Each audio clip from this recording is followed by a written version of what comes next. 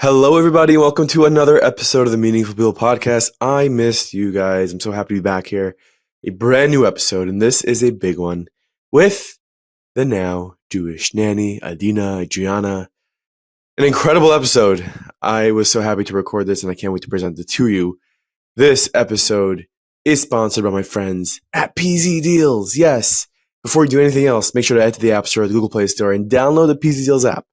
Because when it comes to buying things online, why pay full price? Yes, that's true. Never pay full price again when you have the PZ Deals app. I use it for almost everything. I'm about to go on Amazon. Hey, let me go on PZ first, actually. See the product, get me that promo code, or get me the product itself, and boom, it's at my door, and I ain't paying full price. Download the PZ Deals app right now and start saving. This episode is also sponsored by my friends at Tevito. What do I have in my hand right now, you ask? Well, this is the Tevito tablet. Let me tell you something. This is awesome. The content on Tevito is next level, and they have this awesome tablet right now where, boom, you just open up the Tevito app over here, you have it logged in, and content galore. There's also something else on this tablet. Books. You look so pretty. Why are you all dressed up? Thank you. I'm going to be a prima ballerina for Purim. Real fluff. I guess one of my kids were listening to a book. I'm pretty because I'm doing a podcast intro, obviously. Come on. Well, get the tablet right now on Tevito's website. And while you're there, make sure you get an account.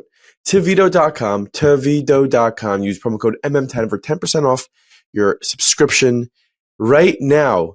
Whether it's Mimi and Simi, Kivi and Tuki, Bella Bracha, Elegant Ella, there are amazing shows constantly being put on Tevito.com.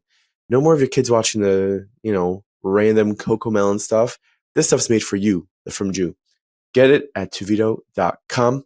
I just want to mention we have a new course, our first course ever that we're launching, dropping this Monday night. Over 1,000 of you have already signed up. It is free to sign up. Right now it is free. Head to meaningfulminute.org/sensible with a C. That's CENSIBLE. There's going to be a link in the show notes below. It is a course on Shar HaBitachon, twice a week from Rabbi Ari Ben Shushan. You and him. Every Monday and Wednesday night, 8 p.m. You can be there just taking it all in. Classes are 20, 25 minutes, and this is Shar HaBitachon, Master Bitachon. This is not just a casual learning. This is an intense experience where you're going to walk out mastering Shar HaBitachon. You could enter right now for free. You could join this class for free. Go right now, meaningfulminute.org/sensible. Hit the link down below.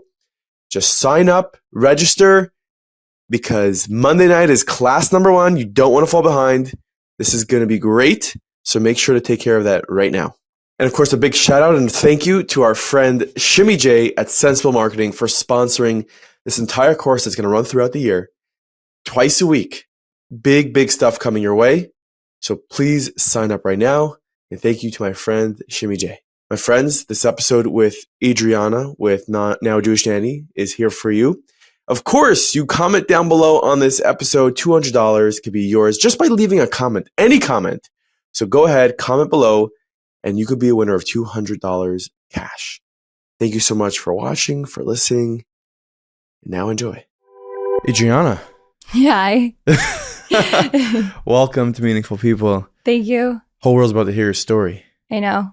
People have been thinking about it, and they've been seeing a lot about it, but no one knows the entire thing yet. Because it's long. It's like not a black and white answer. So let's get into the color. Okay. Oh, okay, fine.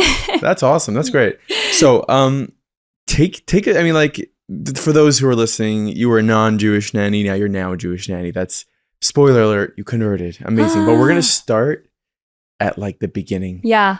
Tell me. Yeah. The whole reason I'm like thankful to be here and share my story in this way is one of the reasons I didn't share it online the entire journey. When people would say to me, are you going to convert? When are you going to convert? Are you converting? Like, maybe I could have taken the route where I was going to say yes or no or whatever. I'm thinking about it, given an answer. But I always used to say, like, it's not a one-word answer. It's a 2-hour conversation. And like, I don't want to cheapen my authenticity of like my true answer of, there were times where I didn't want to convert and I wasn't. And also times where, like I said, I was converting. And then if someone says, are you going to convert? And then if you say yes, and then they go, why?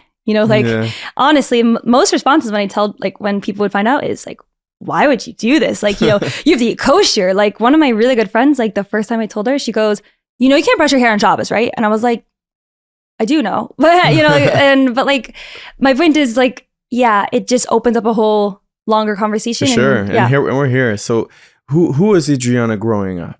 I grew up in Florida, Sarasota, Florida area, and not many like Jewish people there. There are obviously Jewish people there, but like not Orthodox. And not that there's anything wrong with it, but like really, like growing up, I didn't understand why people who were Jewish, like it was so much of their identity. Like I'm Jewish, and I'm like, okay, like I'm Christian. Like why are you walking around? Like I don't get it. And yeah. You were Christian. I grew up Christian. Yeah. Was it like a strong core value? Yeah. I think, of course, like Christianity has strong core values of like similar to Noahide laws, but I know it gets like a little gray area in certain places, but overall, like when people always say to me, were you an observant Christian? And I'm like, when you're saying that to an observant Jew, there's nothing to compare because it's a, you know, it's night and day when it comes to like the levels of what to observe. And Right. For example, I went to Florida State University, very big state school, party school. And yeah, like when it came to like meeting Jewish people, like it's a moment I like to share out of like humility, because I was like at a bar one time and a guy was like, he was wearing a necklace and he was like really being pushy about like having my friends and I like do shots. And I was like, you know, oh, well, why are you, you know, wearing this so proudly, whatever. And then they're so like, I guess it's so much of their identity. And I just really saw Judaism as like a religion, not necessarily like such a culture, way of life, like, you know, Right. but I didn't understand why like they were, but no, like when I went to Florida State and it was a big like party school and I was in with like people who they were also Jewish, and I didn't really understand why it was so much of their identity and they didn't live their life much differently than I did. And not that that's the problem, but it wasn't until I moved to Boca, a lot of events in the, you know, meantime, but I started nannying for an Orthodox Jewish family in Boca, the Circle. They're still like to this day one of my most religious families. And I was like, okay, this is Judaism. This makes sense why you're saying I'm Jewish. Like when they hired me, they said, we're Jewish. Is that okay? And I was like, oh, what does that matter? Like, yeah, you know, there's a lot that goes into it. So what exactly did you went into that for you? Were you totally like caught off guard? Like, what is this? There are these customs, these rules. What are they doing? What are these kids doing? I like said recently that like I looked back at my old TikTok videos like a couple months ago and I was like crying of laughter, and I was like, no wonder people liked this, because like I remember like making these videos and like it was so true. I was learning on the spot, and like I say, like every time in Judaism, and as a Jew too, like, you know, you think you know something, like bam, like no, surprise, like there's something else, like you're confused, like kosher laws. I was like, okay, fine. Kosher is more than just not eating cheeseburger or bacon. Kosher means a symbol. This has a kosher symbol. I brought my nanny kids cookies that I baked in my oven, and the dad was like, spit them out, because like spit them out. And I was like, what? They're kosher. And like, it's like another learning curve. But I found it interesting. This family they were pretty religious. Like they're very firm, you'd say. They really are. Like, and when it comes to my journey of discovering Judaism, that is how I saw Judaism, Orthodox Judaism. So when it came to conversion, I slowly, like I said, events happened, but I started to see the beauty in their observance in life. But it's intimidating when they're, like I always say, like I tell my nanny families, like you should be so proud of yourself. Like you are my goal still to this day. It's intimidating though. I think like I could never be that sneeze. I couldn't keep Shabas. Like most people, you know, when you think about keeping Shabas, like I quit my entire technically career as an opera singer. Like, you know, you were an opera singer. Yeah. I have a master's degree in vocal performance. Is that you got that at Florida State? I got my undergrad at Florida State. And I've sung at like professional, I sang in Germany, Kansas City. I started singing opera when I was 12 in Sarasota. And then I came to FAU for my grad school, which is like a much smaller school, but I was a teacher there. And that's why I can say the chach so well, because I was a diction teacher for German, French, Italian. Wow. And so like I would go to grad school, nanny for the kids after school. And then during my contract, during season, like sing opera. Yeah. Wow. I didn't know that. I'm not sure how we got here, but I know that about Yeah. you. But so I guess take me through the process of you're a nanny and you decide, oh, I'm going to make this platform non-Jewish nanny. Why? What went into that? that's not how it started. And Tell me. I'm so like glad to explain a lot of things. I'm not a nanny for one family. People literally commenting, what? What is your family going to do on Shabas now? I'm like, first of all, my families are even, I think, too religious to be using a Shabas goy. They're like, no, you don't even want to get near that. But I was I was essentially a babysitter because I started working in their community, and I just started with one family. They randomly hired me off of care.com, which is like Hashgacha Pratis, like Hashem. Her name was Hadassah. I literally have her contact still saved as Miss Hadassah because it was such a weird name that I was like, this must be her last name. And then I arrived to go meet the kids. I feel like I can't share their names because all the Jewish kids have the same name.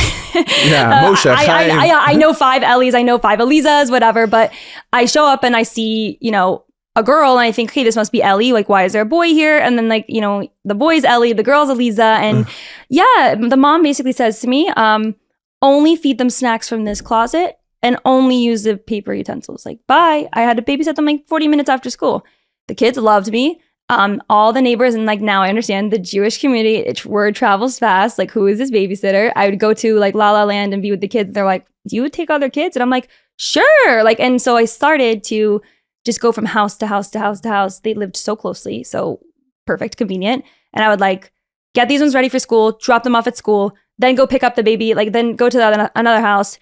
Then this mom wanted her nails done. This one wanted Trader Joe's. And then I would go to all their houses and then pick the other ones up from school, play date. Yeah. And then just got bigger and bigger. Like, I was already a very busy nanny as just a nanny. Not you were nannying for like how many families at once? Oh my gosh. Like, when I say like my nanny moms, my nanny kids, like I have hundreds of people I've nannied for. Sometimes they come from New York for sukkahs. I've never seen them again. Like, wow. I have so many nanny families, and it's amazing. Like, when it comes to like New York, okay, I know people in Tom's River, Brooklyn, like 5 towns, and it's like, they're my families, my nanny kids, like they're the best. But yeah, the word spread fast of like, there's this girl, she's not Jewish, she can work on like Chag, and she knows everything about Judaism. Like, don't worry. So did you actually know everything about Judaism? No. And if so, I still don't know anything. You don't know. No one knows everything. No, that's true. Yeah. But like, what was that process of learning? So okay. So I started exactly knowing nothing.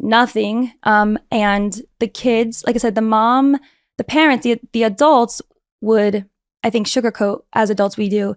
This is a crazy concept. A non-Jewish person can't even grasp this. This probably sounds like too much work, and they don't need to know. Why does she need to know, like, that we're going to sleep in our sukkah? This, like, no, like, we don't need to know that, not Chabad families. But like, basically, the kids, though, I think it was like some of the kids, I was their first exposure to like someone who looked, I didn't dress like them, but I was American speaking, and then I started to catch on very quickly. But then, so I think they couldn't grasp, like, maybe she's Jewish, she's not religious. Like, they didn't know. And they're also kids. And yeah, they're brutally honest about my sneas and like, how did you not know that? Like, that's the fleshek knife. Like, and then they would bring home their art projects, and I'm like, what is this? And then they'd be like, let's do our Hebrew homework. And I'm like, Bestie, I can't read a single thing. like literally, like I have like the picture, I call her my mini Mora, teaching me like the Aleph Beis. And she's like, no. How old is she? She now is, I think, almost like 8 or 9, but now she was like 5 or 6 in the video. And she's like, why don't you know Aleph Beis? And I'm like, because like, I don't know it. Maybe I don't know it at all. I'm not Jewish. And she's like, okay, we're going to do it together. Follow me. And they're like, why don't you know this? I'm going to teach you. These kids made you Jewish. Yeah. That's a remarkable thing. So, a 5-year-old kid taught you the Aleph Beis. Mm-hmm. Yeah. They taught me a lot more than that. Like, they taught me about shaitels, they taught me about kosher, they taught me about sukkahs, Pesach, like everything, the Parsha stories. They come home with like all their stuff, what's tzitzis, what's like the talis, like why does daddy have one? Do you have one? And because I'm interested, I think I always had a Jewish neshama. I said, like, you guys saw it before I did. I realized, like I said, I was dating a non-Jewish, my boyfriend was not Jewish, obviously. I'd go home and like we'd go on a date, and I'd be like at the menu, like, you could make this kosher if you just like did it without the cheese. And he'd be like, stop doing that. And he's like, I don't care. Like, and I would talk, I was so interested. And so when the kids, like, I'd say, what is this? Tzitzis. I'd be like, why do you wear it? And she doesn't. Oh, it's for boys. Does daddy wear it? Yeah. Oh, like, like, what does it mean? Oh, it's when davening. And these kids know everything. The kids know everything. And that's why, like, a big mission of mine, like now, is like, I just raised, thank you to everyone, like over $20,000 for my school, that one of the schools I work at, because these kids like learn their Judaism, and they live it, and they love it, and they love Hashem. And like I always say, I didn't learn Judaism through like a book or my rabbis. Like, I learned the other things, and plenty, but I learned to love Hashem and Judaism through them because they loved it. Pure, innocent eyes. And that's amazing. But you had a strong interest and curiosity, meaning many people in your situation could just hear these things and go on with their job, go home, go out to eat pork, whatever it is, you were really interested. You were soaking it up like a sponge. I still definitely went out and ate pork and oysters and all that. But yeah, because it was weird.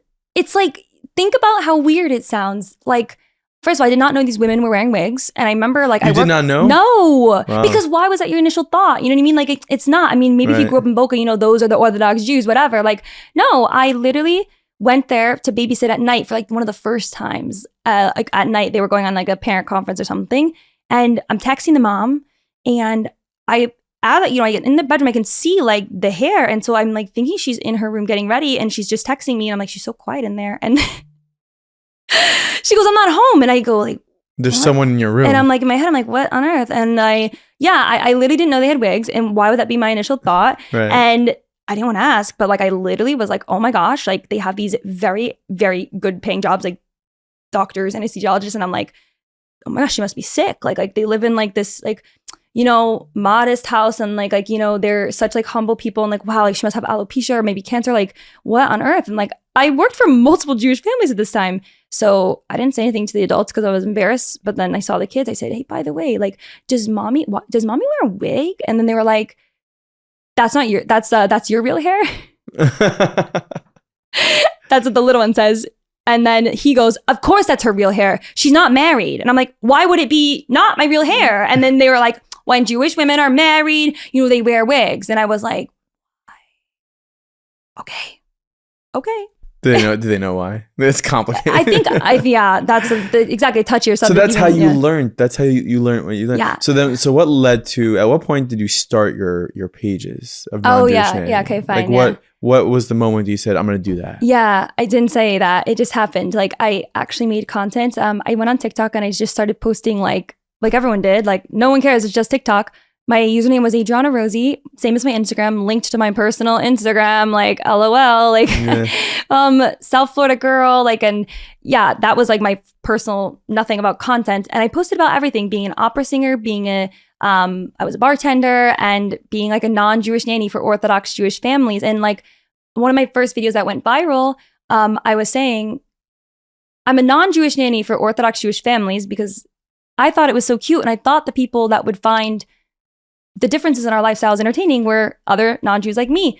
My nanny kids always were like, so then you're not Jewish. Do you celebrate Halloween and Christmas? You know, they're like, oh, like, you know, you're lucky. And I was like, oh yeah, but like, you know, you have Hanukkah and you have Purim. I didn't know about Purim, but whatever. They're not that equivalent. And then one of the kids one time goes, but you have Labor Day. And I was like, we all have Labor Day. You know, in my head, I'm like, okay, that's not so that like big of a deal. And then one time I love Valentine's Day. I said like, guys, like, did you guys make your Valentine's Day like boxes? And like, you know, of all the schools in Boca to allow, not this school, by the way. Yeah. And like, the kid goes, we don't worship Saint Valentine. I was like, okay, I don't either.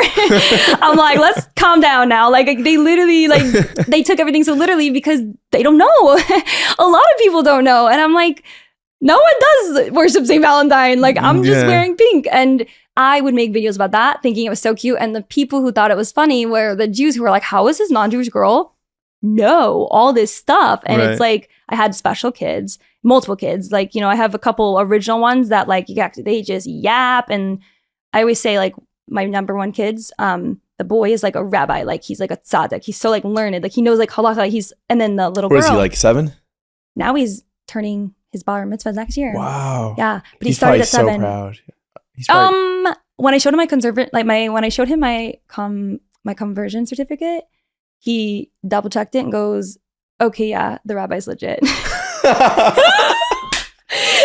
everyone online was like, God. "We love you," and he's like, and my own was like, how the heck this girl come from wearing tank tops and shorts to my house and she did an Orthodox conversion? He's like, who did that? He's like, who did that conversion? And then he saw it was and he said, okay, fine, yeah. He's like, yeah, oh wow. Good. He said, Rabbi Goldberg, wow, nice. Oh my gosh, that's amazing. So yeah, they don't play around. And the little girl, you know, the mom and I were talking the Shabas saying like, oh, you know, I don't want to say it so much in front of the sister, like as if like her brother's special. I said, no, but she was equally as special because like she gave me a run for my money. Like she's sassy and she's the person who would straight up say like, what do you mean? Like, what do you mean? You think you're gonna go like wear that? Like, you know, she was the one who would call me out. And then, you know, the brother at a certain point would be like, oh, you know, she doesn't know. And she was the vocal one of saying like, no, you're supposed to do it like this. And yeah, so she equally was a So I mean, for a couple of years, you're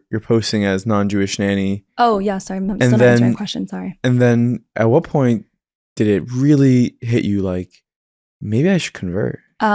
A lot of different points. So that's probably why we should probably just put this part in the beginning, because that's why people want to hear. So marker.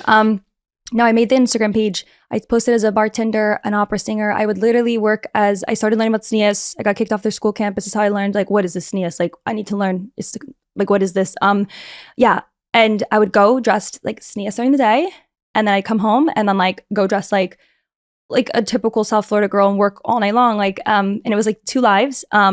And like in general, people just on TikTok took off with the Jewish stuff, and they're like, come to Instagram. Like, you know, the Jews love Instagram, the moms love Instagram. So I went to Instagram, and that's been my main platform since. And I love it. And that's how I just said, I'm starting the Instagram as non-Jewish nanny. And I didn't even give myself that name. It's just because I said like, what are you? I'm like, well, I'm not Jewish. I'm a non-Jew. I'm a non-Jewish nanny. And yeah. And basically it just took off before I really knew it. And I didn't know why, but now I guess I see why it was such a weird thing. But yeah, along the road, a lot of personal things in my life happened, but I started to see like I remember like the first time I clicked like their life is better is like, I get emotional. It's okay. It was like a beautiful day. We were sitting outside and I was like, wow, like I have an awesome job that I get to like just sit outside with kids all day and like play and like talk to the moms, whatever. And then like, yeah, the mom came home early because it was Shabas, like probably like an early summer Shabas. And I was like, my plans at night were like to go for happy hour, what I did every weekend, like, you know, with my friends and just go get drunk and then brunch the next day. And I remember sitting in my car, like she was like, okay, bye, like you can leave now. Like, you know, I'm home so early because it's an early Shabbos. And I was like sad. Like, and I was like, I don't want to leave. You wanted to stay. I just was like, it wasn't that I wanted to stay, but I just was like, I don't really want to do like what I'm doing, you know, like, and just was like, I think that was the first moment I was like, this is like special. And that's when I started to like my current life at the time start to leave and start to like, I no longer wanted to work in like the bar industry. Like I made tons of money. Like I didn't nanny like to pay my bills necessarily. I made it for extra money and I loved it. And I loved these kids. And I had like personal events happen where like the kids became my escape and like the Jewish families became my escape from like my real life. And that's kind of how I started working so much. I would literally, I don't know if you want me to get into it, but like I would literally wake up, I would go drive and like sit and like I'd book a couple jobs. And if I didn't have anything else to fill my day, I would just sit in the circle in Boca. And I was in the Boca babysitting chat and just wait for someone to say like, does anyone want to come nanny? I'd be like, me. Because I didn't want to be at home. And is that because you said it wasn't because of the money? You wanted to be in this community. Yeah. I was still working like at bars and stuff because that's really what helped me get out of a situation. Like I spoke out of order, but I went to the grad school I went to because I was dating somebody at the time, moved in with them. It was COVID, the convenience of things, right? I never wanted to do that. I was always against my morals, but like I did. And yeah, it was a super toxic relationship on both ends, but like he ended up becoming like physically abusive. He was definitely an alcoholic. And I started like realizing this was wrong. The nanny moms were the ones I started to share with, like, you know, this happens to me and, you know, like, and it's things like I still don't even like to use the word. I don't share this with in detail, but I know this is like a place where a lot of people do share these things, but I still to this day don't even like to say like it was an abusive relationship because I was never punched. I never got a black eye, but like I would say things like, well, you know, they put your hands around your neck, but like they didn't squeeze. Right. You know, they just give you a hug really hard and let you down. You'd say this to the mothers, and Jewish I'd say, mothers. I don't know if this is wrong. Like, and they were like, this is so wrong. And I was like, well, I don't know what to do because my family like provides for me, my dad and my mom, whatever. And he pays for the rest of the rent. I had $550 to my name when I decided like I don't want to be here, and you can't like move out like that. And anyways, I things got so bad. I remember crying in my room one night, and I prayed to God because I've always believed in the same God. And, that's like a big journey of converting. I said, I'm not strong enough to leave this man. So hurt me so bad that I hate him, that I don't care. I want to leave. And that's why I really like to speak on people who have been in dark places. It's a blessing because you get to see Hashem work in your life. And I literally saw Hashem the same week, 2 weeks later, I caught him cheating on me. And every like freeing moment was like, thank God, like, thank you. And then I said, like, get out, like, you're leaving. And I finally said, like, what you're doing is wrong. And if you don't get out, like, I'm gonna, it's your choice type of thing. And then that's when things got really bad. And he started to like stalk me and like harass me. And I had to get a restraining order. And that is when I would wake up, I would leave my house at like 7 a.m. and I would just stay in the circle. And sorry. It's okay. I'm sure he's a changed person now, whatever. Like, I don't want to but I think what some of my nanny moms don't notice about this like story is like, they don't notice that like when I was working for them all the time, like it was just an escape. I made my money being a bartender. I made one time $3,000 in one night, $4,000, like $6,000 in a weekend, like depending on if there was a big concert. Like you can make tons of money in that industry. That is actually how I got financially independent. No ideas, kids. Yeah. That's how I got like financially independent from like my father and like this situation, not the nannies, families, but I went there as an escape. And as I was around it, I was like, I like this. I like being surrounded by Judaism.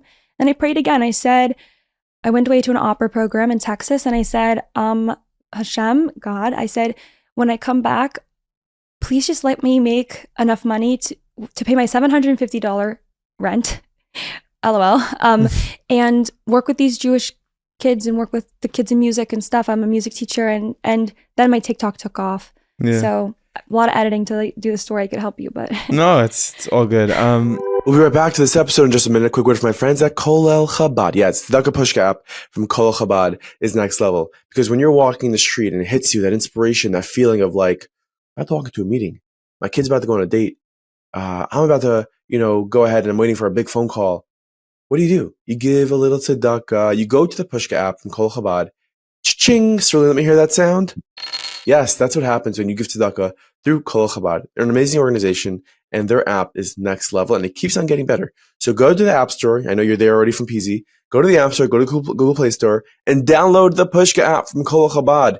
Giving tzedakah never got so simple, never became so easy. And you'll find that every single day you give a little, you give a little, you give a little, as we learned already past in these ads. Like giving a little many times is even better than giving a lot at once. Every single day, train yourself to give a little tzedakah and do that with the Kotel Chabad Pushka app right now. Go to pushka.cc/meaningful and download the app today. This episode is also sponsored by my friends at Lalechet. Guys, Reb Shaya ben Ramosha, the yurt site is coming up, and you want to get there to Karastir? Lalechet has you covered. Yes, that's just one of the things that Lalechet could do for you, but it is not the only thing. So head to lalechet.com. That is lalechet.com. You want to plan a trip, whether it's last second or 6 months in advance, head to Lalechet and plan your trip. Yourself, your family, your entire shul, your entire community. Go ahead and charter a Boeing 747. Take that thing, 500 people, go on a trip, go enjoy. Lalechet has you covered. So head to lalechet.com right now. You want to go to Karastir tomorrow? They can take care of that for you, I think. So go ahead, lalechet.com. Now back to this episode. I'm curious, when you were in these Jewish homes and you're going through this dark period, did you see how these Jewish parents, how their marriage was, and say, like, this is what I want. Like, this isn't what I'm going through is not that. Well, shout out to my nanny moms in Boca. The men were always just like at working. I never saw half of them. Guys, go home. Yeah. They were at work, and then half of them came back home, and then they like looked down at the floor. They're like, I don't want to talk to this girl. You take care of my kids. My wife will zell you, whatever. Yeah. I always get zell from Yitzchak so-and-so. I'm like, who is this? Oh, it's, it's this. Yeah, I don't know. But basically, no, I didn't look around and say like, I didn't see so much of like the marriage and like, you know, relationships, but I would ask like, is covering your hair oppressive? Like it was right when like the show Unorthodox came out or My Orthodox Life or whatever. I'm like, is it oppressive? And they were like, no, like we do it because of this. And I was like, oh, okay. I started to learn a lot. Like they're like, I dress needs because I want to, and you know, all this stuff. And now like I'm so behind this. I would say like, I never want to be with someone who like berates my sneeze. Like I want them to support me and like, you know, like lift me up, but I don't ever want to be like told like, you know, I have to, or I want them to just support me. But like, yeah, I more than anything just enjoy to be in these houses because especially on Shabas, a big part of my like restraining order and like stalking with this relationship, the phone, 400 numbers, like phone, it would blow up the phone, call the phone, and I would leave the phone in the car and I'd go work for 8 hours or whatever. Or like I said, even just put it in my bag because of Shabas, and like I wasn't gonna bring the phone out. The kids would be like, "That's muksa," and I'm like, "Okay, like what?" You know. And then I started, "What's muksa?" Learning about this. So then when I went to my rabbi 3 years later and was like, "Well, that's muksa." He's like, "How do you know this word?" You know, like. But the homes were an escape, and like I just felt like encompassed, like in like a safe. Everything in my other life like just like stopped. Did these mothers? And I'm guessing the kids didn't, but did these mothers know that? Some of them did, and that's another really beautiful thing was my mother would do anything for me. My parents got divorced when I was in college, like in Florida State. So I had like a picture perfect life growing up. But like things happen. But when I needed money, my father was always there for me financially. Maybe it was to teach me a lesson. I don't know. But he said like, I'm not giving you money for that because like, that was like your decision to be with somebody who was a bad person or whatever. Who by the way, went to the same college as I was, you know, picture perfect type of guy. But, the nanny moms were the ones that were like, if you want a lawyer, we'll be your lawyer. We know a lawyer. You can live with us. You want to be a live-in nanny? Do you want more work? You want to work at our offices? One of my nanny dads is the person who, when I started like nannying, said you need get an LLC or get an S corp. This is how you do it. Trademark your name. They helped me in every way, and they would have. And I never took money from them like ever, other than like my working money.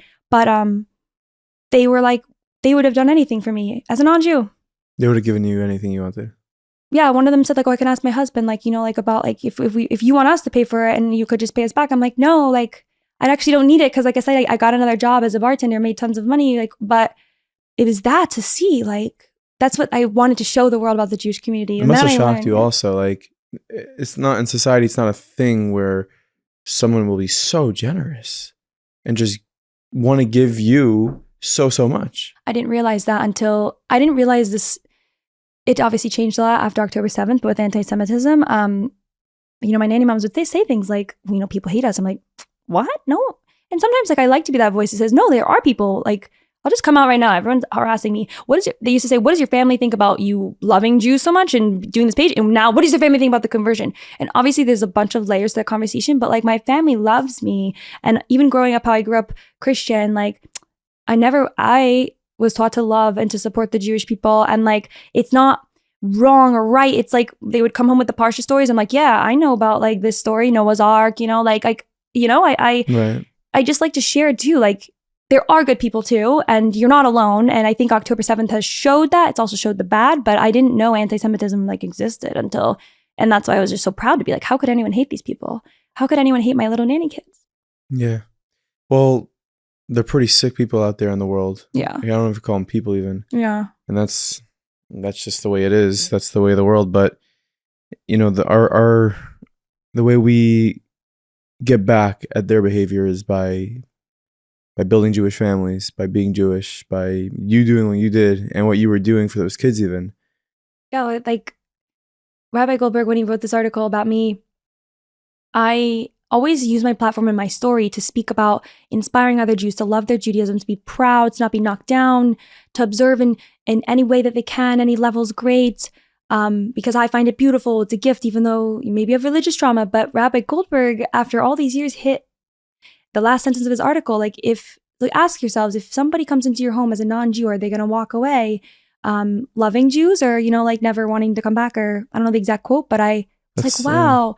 And I'm like, it's true. Like, that's why I always say, like, then my nanny kids gave me the light of Judaism, and like, it's our job too, like also our job because I'm Jewish. Yeah. That's amazing. And it's so important because like, yeah, you're going to have one day Jewish kids in a Jewish family. And Hashem. yeah. But for people who are Jewish out there right now and in their homes, like, it's such a profound statement by Goldberg. Like, if someone comes into your home, what are they walking out with? Are they walking out with the kids are given the beauty of Yiddishkeit, or is it like, yeah, you don't want this? Yeah, like I think some people maybe would have walked into the home and that's why she said we're Jewish, or is this okay? She didn't want to explain the Shabas laws to me because they would have been like, this is too much work. I have friends I would want them to take nanny jobs. They didn't want to dress sneas, and like it's a lot. But do you want me to just get in also the conversion because I feel bad? I haven't even. Let's do it. Yeah. Okay. So slowly but surely, I feel like the condensed version of these steps of not knowing anything about Judaism, learning, but like not thinking of converting, no way. But like, wow, this is so interesting, and loving it, and then just loving it more and more, and slowly going from loving both my worlds to then like this love just grew so much stronger that there was no room for this world anymore. And then I went on a Pesach program, and that was also a wild experience because I went from these, they're not fully yeshivish, but like from proper like full Orthodox Jews in Boca to then I went to this program in Greece, and it's amazing. But that was my first exposure to like all types of like, there was people wearing bikinis but keeping Shabas. There was people who were eating dairy out. They were, like people were doing all types of customs. Whole range of Judaism. Yeah, and there's also like people with the strimals there, and I was like, what on earth is going on? Like, like I literally came to this program like fully sneas, and then like people are like assuming I'm Jewish and religious, and I'm like, why? Like I'm thinking I'm breaking a rule, like and. Yeah, and it showed me like, wow, there's so many layers to this. But overall, like it hit me. I never felt closer to God like in my entire life. Then sitting in the Seder room with like hundreds of Seders, and just like you're sitting around a silver plate with like eggs and lettuce on it, but like it was so real and like impactful, and singing, and like I just inspire people to be so unapologetically Jewish, because like all the Jews in my life, they live their Judaism, like they live the Torah. All these holidays, it's like, we have Christmas or Easter, and, it's not to knock any of our other religions, I guess, but it's like how intense, and they live and breathe it, and it's so real. And it was like, I was like, okay, whoa, this is awkward. I got to talk to somebody, but no one can know because I knew. When I get back to that, it's like, it's interesting. As someone who's from birth my whole life, whenever I was like in public, let's say you're by a ball game and there's a Mariv going on, it's like, okay, or you're in the airport. Recently, I was in the airport, and I had daven in the morning. It was a very early flight, and he put on tefillin in the airport. And I don't know who, maybe there are people like a guy like Shlomi Zions who could do it and not even think about people looking at him. But there's this feeling of like, people are looking at me. I don't know. I talk about that with, it's so funny you brought that up with sneas too. Like, I always say, you guys, like, no one's noticing. Like, I didn't know you were wearing a wig. So many, like, they think like, oh, they're going to know I'm Jewish. And obviously tefillin is like different, but like. Because tefillin looks pretty odd. Yeah. But like, people are selfish. People don't care about anyone else except for themselves. They don't see it, yeah. With any insecurity you have, like, you think people are like when I wear skirts with the leggings in the airport, if they know Jews, maybe they know, but I think maybe like, I had this video go very viral. Tons of non-Jews being like, what a cute look. Like, I think people don't think twice. And yeah, obviously tefillin or talis is different, but like they probably don't even know what's going on. Like, and right. It's funny, we're insecure about things. I worked in these homes for a long time, and it took me a long time to pick up, oh, there's 2 beds, there's wigs. What are these things on the doors? They all have them. Like I would see, like, I'd say, like, is this just a family thing? Like, I thought the 2 beds was because this room was massive and they were like a really like wealthy family. And I was like, they must want like a massive bed. And I started realizing, they all have 2 beds. This must be a Jewish thing. Yeah. And then I'd be like, why do they have 2 beds? You got your radar up. Jewish thing. Then you go to a 5-year-old and say, well, why do they have 2 beds? So it's really, is there like a halacha or a mitzvah that was taught to you by a kid that you remember him, the way it was explained to you being so beautiful or so funny the way they did it? I mean, so many, but like I have a video about this. The Kotel Tishab. It's the best video ever. The kid says to me, when we get it back, a big bird is going to come and take us to Israel. And I'm like, oh, big bird. I'm thinking like, do we think that's an analogy for like helicopter or like private jet? I don't know. And then he's like, no, a bird. And he's going to take it to Israel. And we're planting bricks. Every time we do a mitzvah, it's putting a brick right now for the Kotel. And, and they're telling me the Beis HaMikdash, and we're going to rebuild it. And it's so, when you're like, did they explain it in a beautiful way? they're not explaining it like a Chabad rabbi of like, ooh, like the Hasidus. They're like, no, a bird is coming to Israel when Mashiach comes, like, and they're taking us. Like they think it's literal. The bird is taking us. Yeah. And it's like, yeah, I literally say, you know, how do we know the bird's coming? They go, no one knows. But like when you hear shofar, I was like, pack my bags. They're like, pack your bags. Like, and I'm like, wow, we got to take a bag. And then like, it just like, these are the conversations. Oh, they were like, oh, you're coming with us. I said, do I get to go? And they said like, yeah. My kids also told me that like way back in the day, like I was like a righteous, like Gentile, I suppose. I don't even know. They said like, you know, you love and you work for us and you're like our family. So like, you know, Hashem sees that, whatever. And like, choose to publish that if you want, but like that's so they nice. Just were saying because they loved me, but like they said I could come on the bird, and they said like everyone will come to when Mashiach comes, like everyone will come and everyone will live in Israel in peace, and there's not gonna be no war, like you know, with Mashiach, and that was me being like, wow. And so then when I went into my lessons, I'm like, yeah. So I learned it was a bird. I don't know this whole concept, you know, like I know it's not probably true. Like, if it's an LL plane, I want a refund. Yeah. Like, I want the bird. I know I'm like really shocked because kids can be really interesting sometimes. They really will say anything that comes to their mind. Yeah. And I'm sure you've had that with these kids, but like what I'm hearing is the most amazing story ever. It's a story of kids who loved Yiddishkeit and they love Yiddishkeit and they were giving it to you like this is the best thing since sliced bread. This is our life. Yeah. This is it. Shabas party, Shabas cereal. Like they were excited that I can't wait to go to big girl school next year because like I'm gonna wear the sneer skirts and you know, and everyone else growing up is like, oh, like I don't want to wear. I really believe like you know the concept in my conversion when I was struggling so much. I was saying like I got to a point where I just said, Hashem, you need to whatever I need to do. Work I need to do with myself to make me a vessel for whatever this like next chapter is going to bring for me and like whatever I'm being given and putting out there in the world, like help me do it. And I think like these children are such a beautiful vessel of Judaism because they're so pure, they're not tainted, and they see things like I said, it's real. Like it's not, wait a minute, you know, what about this religion? Like adults. And then when the real world starts to infiltrate, I feel like they're the closest things we have to modern day angels, baby to now. Yeah.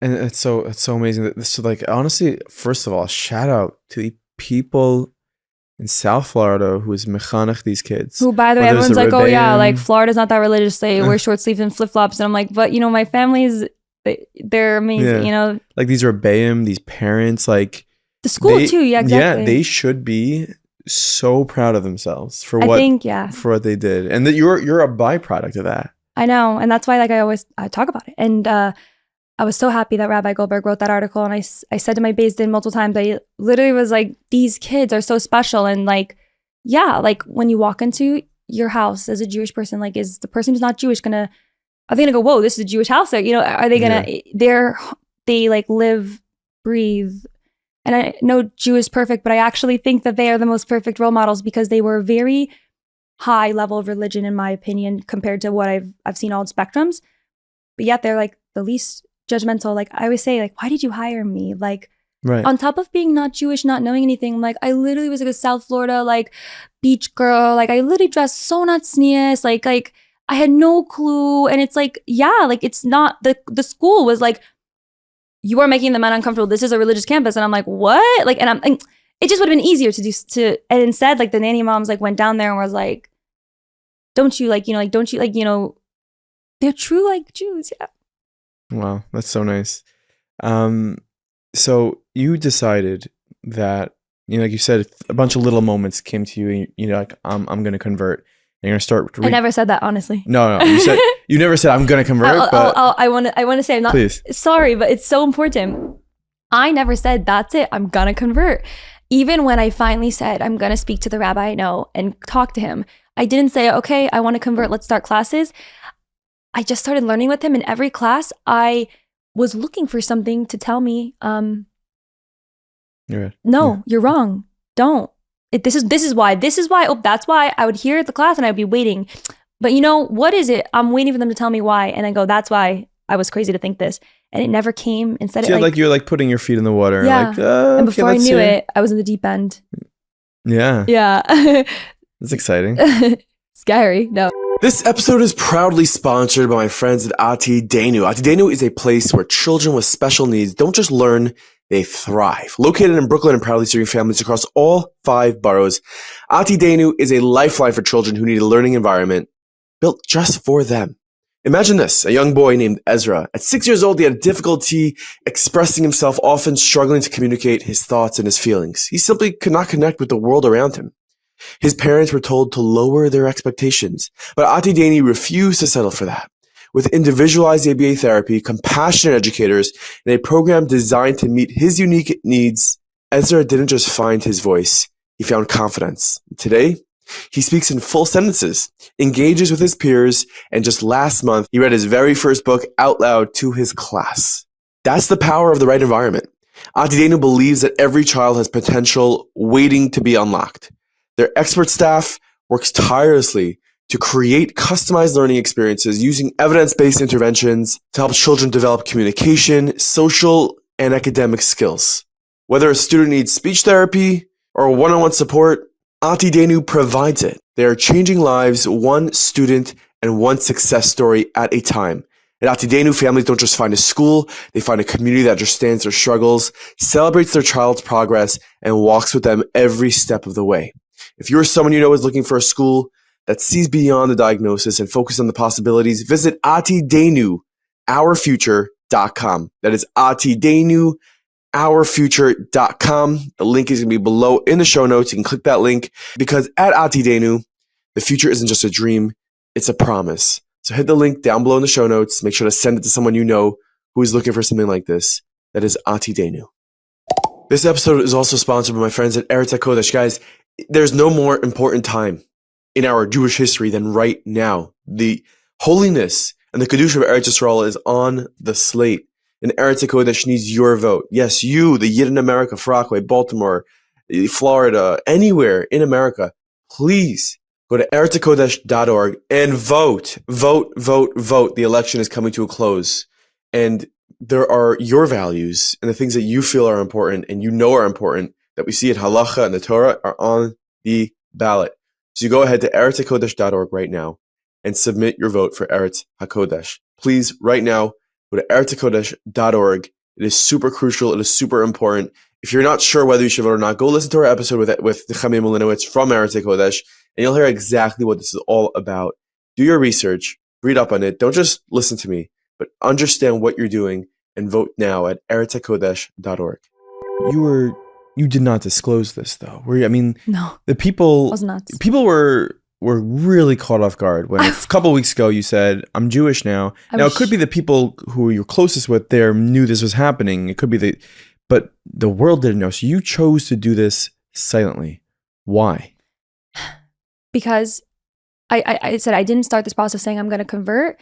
I think the Beis Din was actually very surprised that when I submitted my application, they said, in addition to your application, you have to submit how you're going to handle your social media during and after. And there's tons of TikTok and Instagram pages like, come with me to convert to Orthodox Judaism. I'm an Orthodox convert. I'm converting to Judaism. And they document it. And I'm like, kudos to them. But that was the first thing I was like, oh, heck no. And I was like nuts about it. For the longest time, the only people who knew about my journey was my rabbis. And that's it. And maybe like 1 or 2 people in my life. That's it. Not even the nanny, none of the mothers. No. My nanny moms, I didn't tell them, even some of them till the end. And I felt bad, but wow. by the way, I was definitely shocked that so many people were shocked. I'm like, guys, really? Like really? You really think I was that shocked? But okay. But yeah, I always knew I wanted to be, like I said in my post, between me, Hashem, my rabbis, because exactly, I didn't want to get into it, find out that was something I didn't want to do, and then be like, well, I'm just going to keep doing it because anything be an external factor. And I knew on social media, you could show up in a black turtleneck with stockings and someone would say, it's not sneeze, you have an Instagram page, you're a woman, or you talk loudly, or you're asking for attention. I one time did a fashion video, everything was fully sneeze, long sleeve, down to the floor skirt, not even fitted. And someone says, you missed the point of sneeze because, you're giving the men Averos maybe, just by drawing, attracting things. And it's very hard. I still struggle with things and I'm on a journey. And that's why I want to, I'm going to go in deeper as time goes on about my because I'm proud to share what I know and what I've learned. But I knew I didn't want anyone to infiltrate me. And with the conversion process, some converts show up, I don't know how, call me Chaya, and they literally look like they're from birth. And I'm like, what? I was literally online posting like about, I was wearing like a shorts and tank top, and then I was in like a lesson like, oh, like Hashem is so good. Like, you know, I was like, the pieces fell into line. And my rabbis, I immediately was like, I want to keep Shabas. Like, I know how to keep Shabas better than a normal non-Jew. I work in these homes. And they were like, if you keep Shabas before you're ready to keep Shabas, you'll never keep Shabas a day in your life, because you don't have to develop like the importance of true doing Shabas. And the way like my school also teaches mitzvahs and how I feel like I learned them was like, by the time I learned like all the like 39 malachas and like the intensity of like how important it is, like I already fell in love with it so much that it didn't become an option of like, well, if I take my pinky and my friend takes my left elbow and I touch a light, like, then it's allowed. Like, I was like, I don't want to do that, because for me, like, it's stupid that I won't rip toilet paper, I won't put a light on. My mom will say sometimes, like, God doesn't care if you do that. And I'm like she means it in like a asking way, like, you know, like, why? And I'm like, even if like, I really believe that Hashem is not going to strike me down by lightning if I touch that light switch, but like, that is what makes me a Jew. That weird thing that it doesn't make sense. Like, it doesn't have to make sense. Like, I just want to do it because it's a reminder. I don't turn the light on today because like it's Shabbos and I love Hashem and I'm Jewish. Like, yeah, it could be I don't drink out of red cups on Shabbos, but it's like it's a way to connect. That's what Hashem wants, and I want to do what He wants. Yeah, it doesn't matter if it makes sense, you know. Maybe if I should clarify, but I was obviously in the very beginning of my stages. Like, this is a super long process, and when people say, "When did you want to convert?"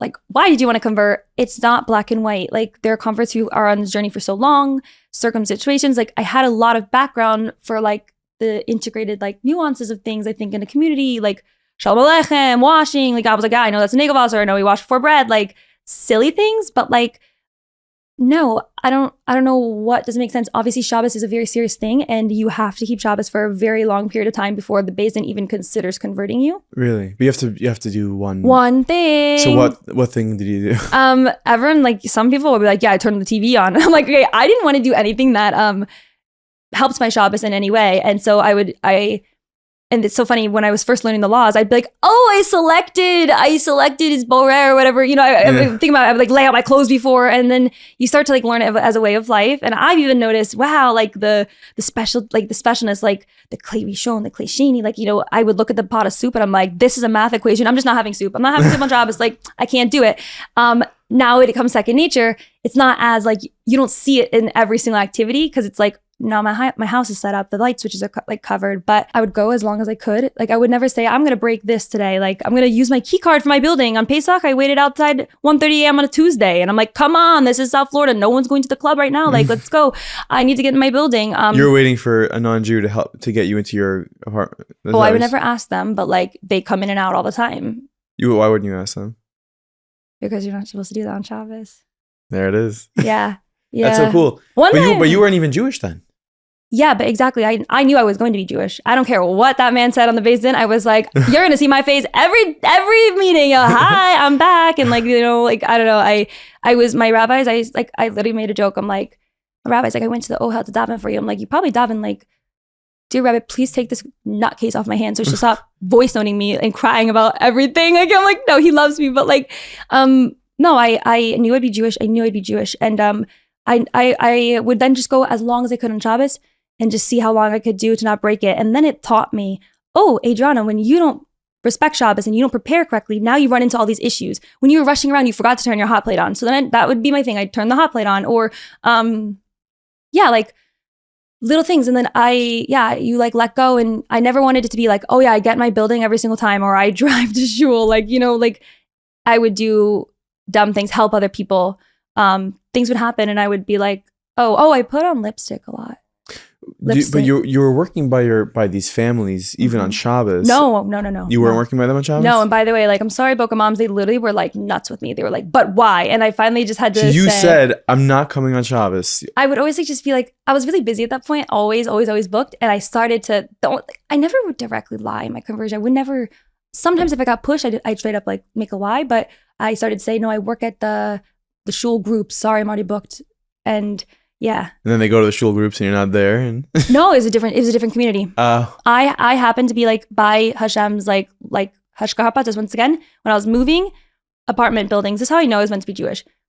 Back when I was actually dating, the most recent, like he was, I did have a nice boyfriend, don't get me wrong, and he was a great guy, picture perfect, like, oh, we were going to get married and buy a house, and we were looking to buy a house before we got engaged. And I said, I only want to buy a house in the Jewish community. And he was like, okay. That's going to be He looks at the prices and he goes, you're nuts. And I was like, no, I won't do it. I won't buy anywhere else. I said, I want my nanny kids to come to my house on Shabas, and I'm going to make my house kosher. They could eat by me, which we all know would never happen. But I didn't see that I wanted so badly to just be, I knew. And then when I went to go move, now new chapter, converting, but didn't even like know I was converting. I picked 2 apartments, both of them were walking distance to shul. This one, walking distance is a light word, but like, this one was a community. My first exposure to Chabad, by the way, a Chabad shul. Everything I really feel like knew about observance in Judaism was from like the circle. Like, that's so funny. It's usually the opposite. Usually people are coming from with Chabad and they go, you literally got from like the Shivish community, and then you went to Chabad. And my rabbi one time, I hope it's okay I say this, but I said, what do you mean? He goes, time to go to shul. I said, I can't. By the way, I learned you can walk very far. You can walk very far on Shabbos. It's possible. But I was like, I can't walk. And he goes, so drive. I said, I can't drive to shul. I said, everyone's going to know I'm not Jewish. I literally said this to him because like, not that people in the other shul don't drive too. I don't know. And he says to me like as a joke, he goes, Adriana, just do what the rest of the shul does. Go park around the corner and walk the rest of the way. That's what the Chabad he said it's a joke. But like, I was shocked when I went to my first like exactly Kabad experience and that's why I love Kabad. What was your experience like with Kabad? A lot and awesome. But I was so surprised, and I caught myself being judgmental in the sense of, because I thought Judaism looked one way. My nanny family, that was the right way, whatever. Even after learning there was others, but I still always knew that wanted to be like my goal of siyas and observance, and it was serious.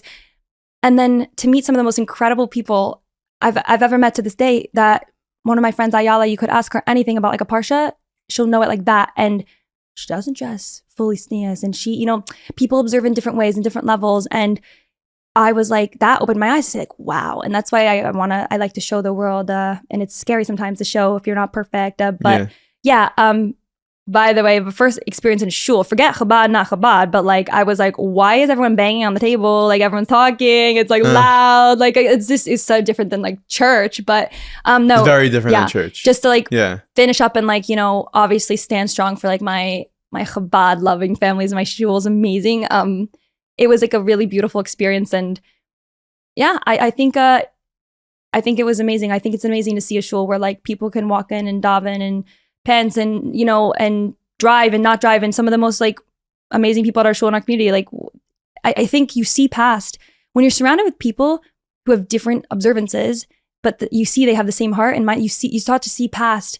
What are you? People are asking me, well, what are you? Are you Chabad? Are you Orthodox? Are you modern Orthodox? Are you this? I'm like, I learned with like Chabad rabbis, I love the mindset of like Hasidus teaching with open and growth oriented. But I love to observe and I love to grow. And I always believe, my Rebbetzin says, always forward, never backwards, always growing. And like, as long as you're loving your relationship with Hashem and Judaism, like you're right. And other people can disagree, but Chabad, and I think a lot of people in my life, not just Chabad, taught me that. Yeah, no, it's beautiful. I think like also everyone's on a journey. You know, everyone has different life circumstances, and of course, we have a Torah and we have the halachas, and there's an ideal, and we want to be keeping to that. Everyone's on a different part of the path, and I think you were very blessed to. I'm so blessed to be able to do what you're doing, to be able to be exposed to the right people who made you feel this way. Like for all you know, you could have been a nanny for a family that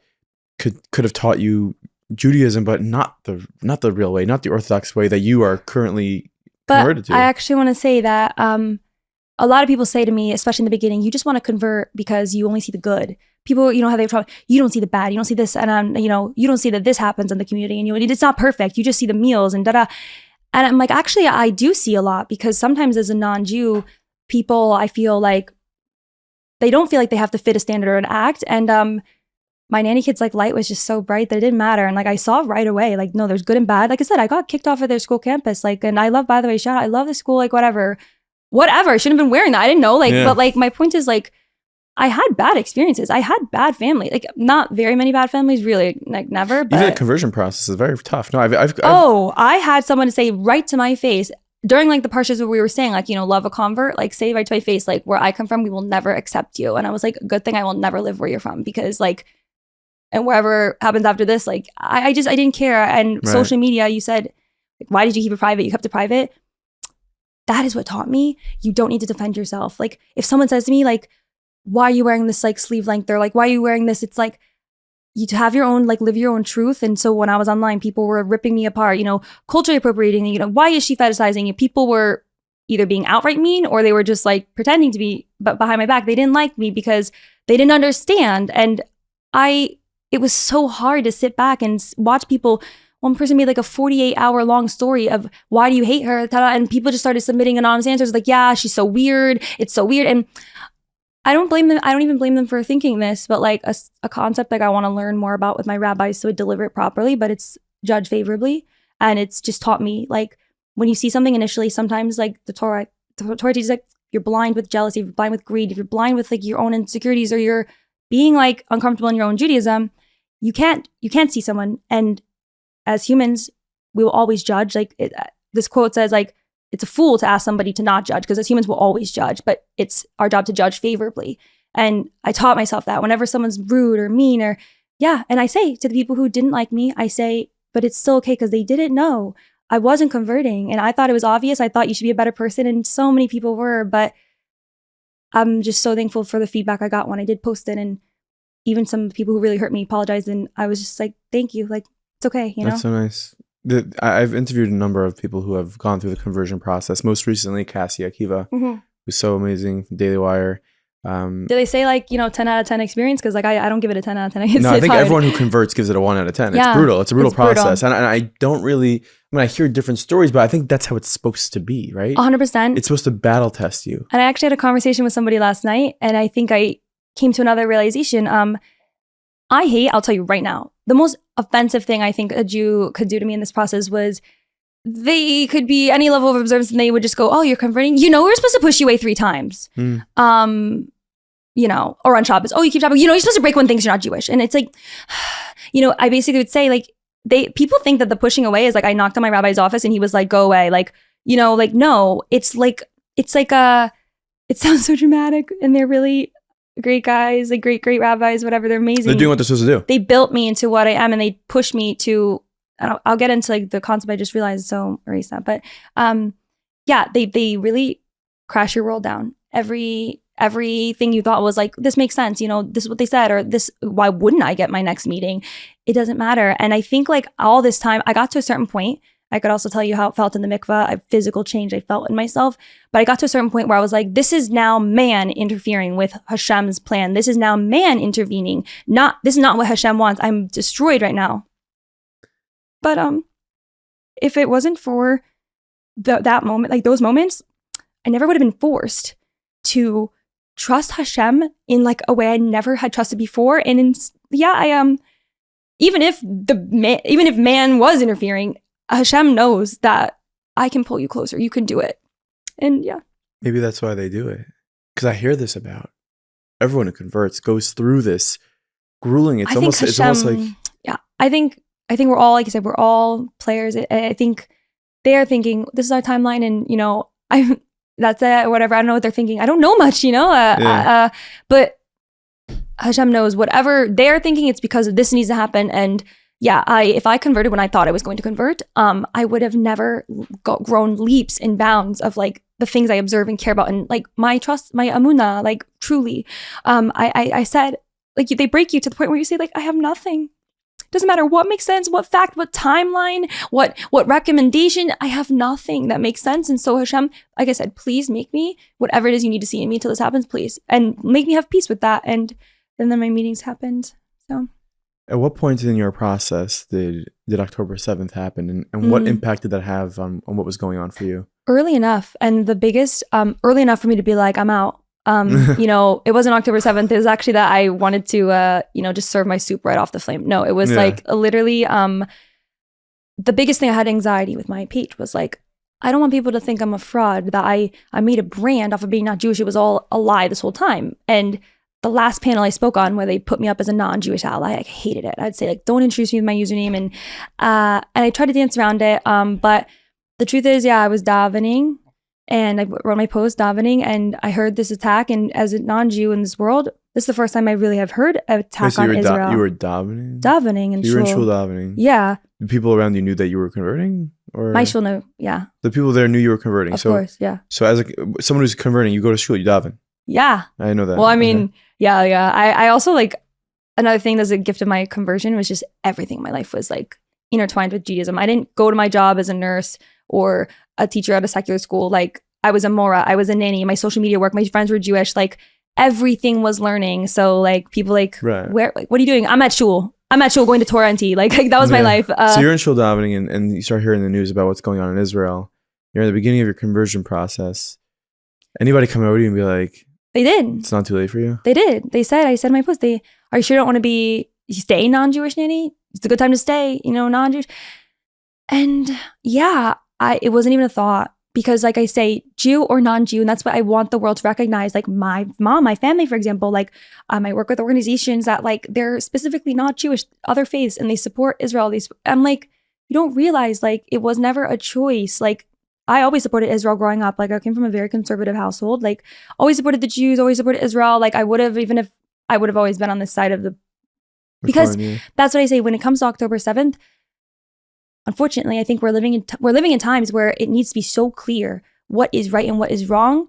Like with the Bibas children, like it is not the concept of greater good. It is the concept of, like I said, when this evil, takes over, it has to be so clear to people so that when you clearly, blatantly make choices of like, this is right and this is wrong, there's no confusion and there's no gray area. It's not, I'm fiscally a Democrat, this is the right. No, it's like, it's right or wrong. And that's what that was for me, October 7th. And that was the first time though too. Obviously I really did feel like it's like heart, a part of them, I'd cry when the hostages would be released names, and I have a hard time sometimes on my social media to like, I'm different. Like a lot of people run to social media to do a post, and I sometimes wait a couple of days because I feel like bad sometimes. Like this is so stupid. Like what am I going to do? Stupid post until people can like it? Like, but I know I have to do it. And I try my best, like always deliver it nicely, but like sometimes it really breaks me. I don't know. But I was never going to jump ship. Like I said, too far. I felt too far in. Yeah. Emotionally. Yeah. Not even in the process, but like. I don't know when they asked me this, but I was asked like, would you die to be like a Jew? Like to be Jewish, really? Whatever. And I just thought about it and I'm like, no other details. Like if we come to a world where they are executing somebody just for being Jewish or for having red hair, whatever it is. Oh God. No, my bridge is, if that's the world we're going to be living in, I wouldn't, I want to be on this side of things and like, I don't want to be. So for Judaism, I'm with you. But if they were just executing redheads, I would probably dye my hair. I'm not going to die on that mountain. Like, redheads for life, you know? Yeah, it's great. It's going well for me, but it's changeable. If you're hurt or find yourself in an accident, which let's be real, it happens more than we like it, you need the right lawyer on your side. That's when you call the Rothenberg Law Firm. For over 55 years, they've been a cornerstone in our community, helping people just like you. They've won and collected billions of dollars for their clients. And the best part, if they don't win, you don't pay. When you choose Rothenberg, you're not just getting a lawyer, you're getting a trusted friend who treats you like family. They understand that a personal injury can turn your life upside down. So they go well beyond just legal representation. They will make sure your medical bills are paid by the appropriate parties and that your family is taken care of during this rough time. Everybody knows Rothenberg, so you know they're the name you can trust. So if you ever find yourself needing legal help, remember to head to injurylawyer.com or call them 1-800-624-8888 for a free case evaluation. Make sure to keep the Rothenberg Law Firm on speed dial because not every injury lawyer has the resources to stand up to the big corporations and insurance companies. They've been fighting the good fight for over 5 decades and they are not slowing down. I hope you never need them, but if you do, the Rothenberg family is there for you. My friends, townappliance.com is the only appliance store that you need to know about, and they are doing an annual giveaway right now. Grill season is coming up, and they're giving away a Weber grill. Just head to their website, townappliance.com. You'll see a nice tab over there on the home screen. Apply. Very simple. Put in some information. Apply to win that grill because summer is coming, and you want to be prepared. And while you're there, maybe poke around, maybe look around a little bit. Hey, maybe we need to replace this fridge. Maybe we need to get a new dishwasher, or maybe we're about to embark on a new construction project. And Town Appliance can take care of us from A to Z when it comes to our appliances. So go ahead, townappliance.com.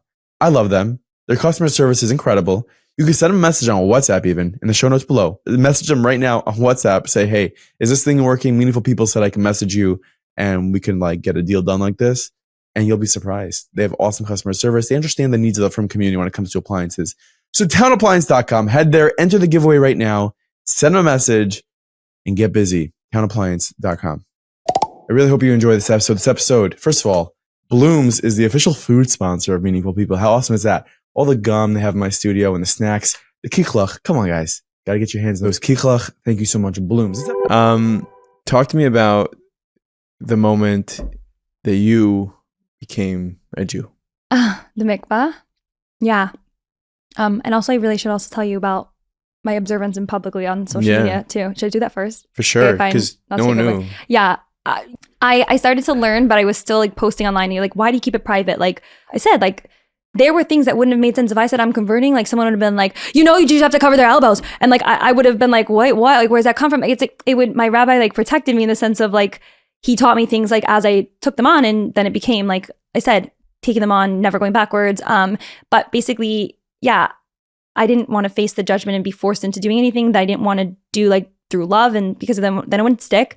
But that was the biggest complication. Was then I started to like, it was so lonely because I started to lose friends, lost jobs, had plenty of jobs, whatever. But like, oh, this person wants to hire me on Shabas be Shabas goy. Shout out my Tom's River family, who the husband was probably like, why? Like the wife was like, we have to take her still. And he was like, probably like, no, I wanted to hire her for like to push the carriage. Like there's no Arabs, but like, yeah, basically I lost friends. Like I didn't want to tell anybody. Jewish friends, non-Jewish friends? Yeah, Jewish friends. Why? I didn't want to tell. I was friends with all levels of Jews, and at a certain point it became, I wouldn't do certain things on Shabbos. I wouldn't eat it, like obviously non-kosher restaurants and stuff. So yeah, I started not wanting to explain like why. Well, why can't you just drive to us? Like, why can't you? And like even if they were fully Shomer Shabbos, like they would be like, why can't you? Why do you have to be sleeping here? I'd go to speaking events and they'd put me up in this like nice hotel, and I'd be like, no, I'll sleep on the rabbi's floor, so that way I can like the Kabad family that was with the shul, so that way I could walk to shul. And then they were like, okay, no questions asked, but like this is weird. I'm like, nope,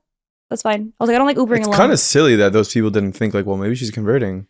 I think they did, but also some people just were like, I would say like, no, I just don't want to Uber alone, and I'm completely fine to like just stay close to you guys and whatever, it's better for me, and then I can be like with you and learn, and okay. But yeah, people like slowly but surely, it got so lonely because I didn't have anybody who, and still sometimes like nobody, they would know about my personal life, but then not about the conversion, or they know about the conversion, but then they don't know about social media. Like it's like there's so many pieces of my life that I couldn't share.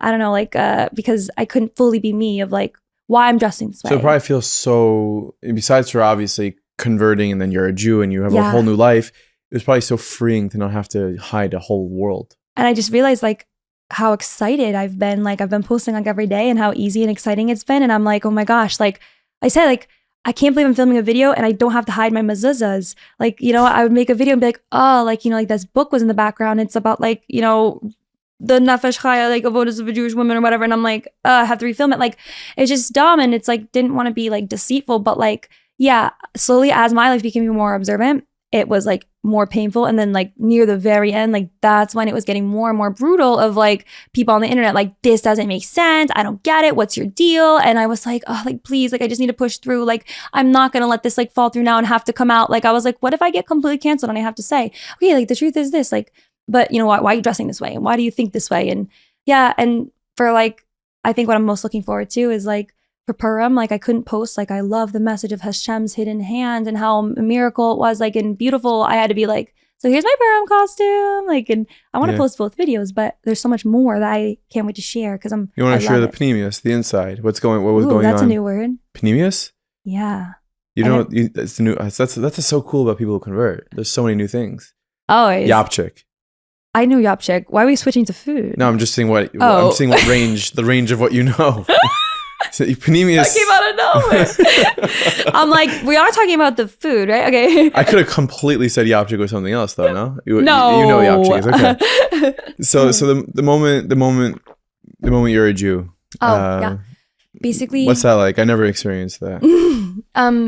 Yeah, I always thought, like I said, I got so frustrated that I really was like, I'm a Jew, my Hashem is Jewish, and they're holding me back, and they're out to get me, and this is just a formality, and whatever. Got to like the mikvah, and I got in there, and I literally, I went under, and like I didn't expect it. I didn't want to have expectations. I felt like my soul was like this, like almost fully complete, but like the tiniest speck was like added to me, but like that speck like made it like all the difference, and it like felt so whole and safe.